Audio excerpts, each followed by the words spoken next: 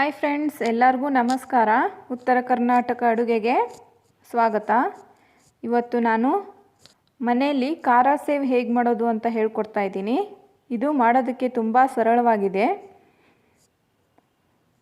ಮತ್ತು ಸಾಯಂಕಾಲ ಚಾಟ್ಸ್ ಎಲ್ಲ ಮಾಡೋದಕ್ಕೆ ಇದು ಬೇಕಾಗುತ್ತೆ.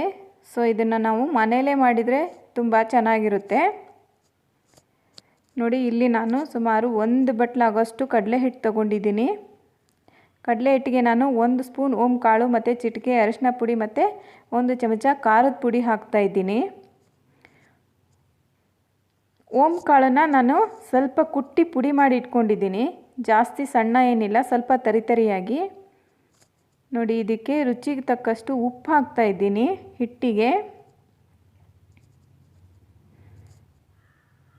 ಎಲ್ಲನೂ ಚೆನ್ನಾಗಿ ಮಿಕ್ಸ್ ಮಾಡ್ತಾಯಿದ್ದೀನಿ.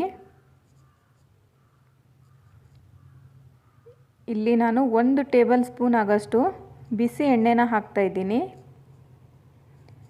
ಬಿಸಿ ಎಣ್ಣೆ ಹಾಕೋದ್ರಿಂದ ಸೇವ್ ತುಂಬ ಚೆನ್ನಾಗಿ ಬರುತ್ತೆ, ಗರಿಗರಿಯಾಗಿ.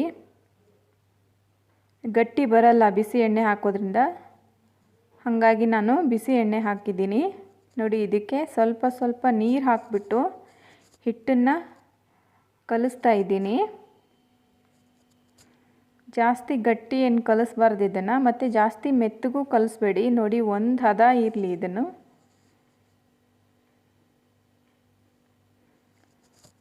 ನೋಡಿ, ಈ ಥರ ಇದನ್ನು ಚೆನ್ನಾಗಿ ಕಲಿಸ್ಕೋಬೇಕು.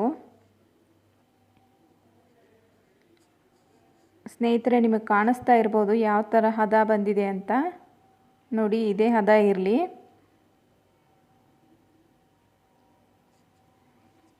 ಇದನ್ನು ನಾನು ಸೇವ್ ಮಾಡೋ ಮಣೆಗೆ ಹಾಕ್ತಾಯಿದ್ದೀನಿ.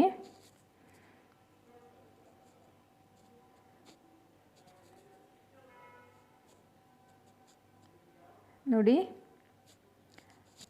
ಸಣ್ಣ ಹೋಲಿರೋ ಸೇವ್ ಮಣಿನ ತಗೊಳ್ಳಿ. ಜಾಸ್ತಿ ದಪ್ಪ ಹೋಲಿರೋದು ಬೇಡ, ಸಣ್ಣದಿದ್ದರೆ ತುಂಬ ಚೆನ್ನಾಗಿರುತ್ತೆ. ನೋಡಿ, ಇದಕ್ಕೆ ನಾನಿವಾಗ ಕಲಿಸ್ಕೊಂಡು ಇಟ್ಕೊಂಡಿರೋ ಹಿಟ್ಟು ಹಾಕ್ತಾಯಿದ್ದೀನಿ.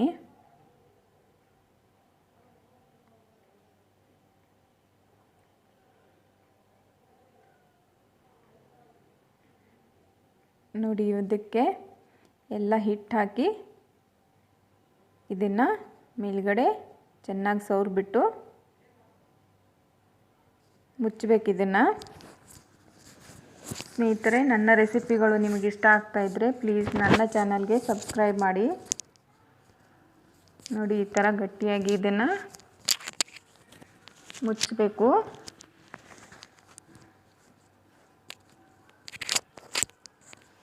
ಇವಾಗ ಎಣ್ಣೆ ಬಿಸಿಯಾಗಿದೆ. ಮೀಡಿಯಮ್ ಫ್ಲೇಮ್ ಇರಲಿ ಎಣ್ಣೆ, ಜಾಸ್ತಿ ಬಿಸಿ ಮಾಡಬೇಡಿ. ನೋಡಿ, ಈ ಥರ ಸೇವ್ ಹಾಕ್ತಾಯಿದ್ದೀನಿ. ನೋಡಿ, ಈ ಥರ 1 ಸುತ್ತು ಹಾಕಿದರೆ ಸಾಕು. ಇದನ್ನು ಹಿಂಗೇನೆ 1 ನಿಮಿಷ ಬಿಡಬೇಕು ಎಣ್ಣೆಯಲ್ಲಿ. ಇದಕ್ಕೆ ಜಾಸ್ತಿ ಎಣ್ಣೆ ಏನು ಬೇಕಾಗಿಲ್ಲ. ನೋಡಿ, ಇದನ್ನು ನಾನು ತಿರುಗಿಸಿ ಹಾಕ್ತಾಯಿದ್ದೀನಿ.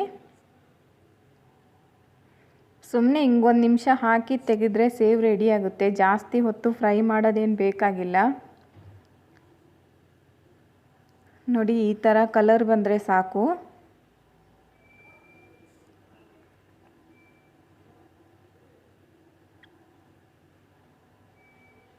ನೋಡಿ, ನಾನು ಇನ್ನೊಂದು ಸಾರಿ ತೋರಿಸ್ತಾ ಇದ್ದೀನಿ. ನೋಡಿ, ಈ ಥರ ಮತ್ತೆ 1 ಸುತ್ತು ತಿರುಗಿಸಿದ್ರೆ ಸಾಕು.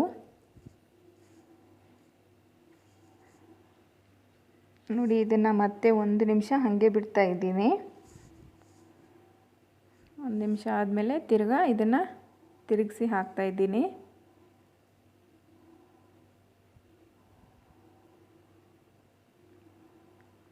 ನೋಡಿ, ಇದಾಗಿದೆ. ಇವಾಗ